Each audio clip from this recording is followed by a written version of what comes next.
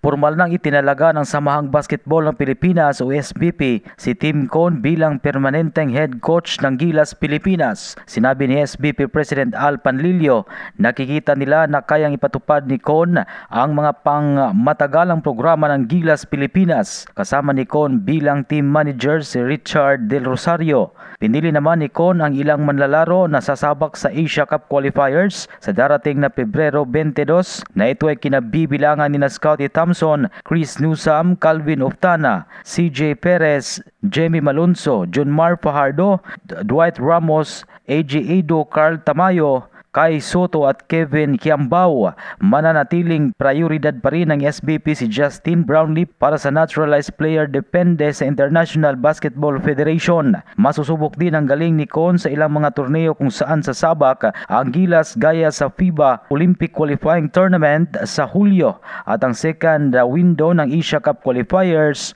sa Nobyembre. Yan ang balitang sports. Ito si Ray Tampos para sa Radio Alternatibo Balita Nationwide.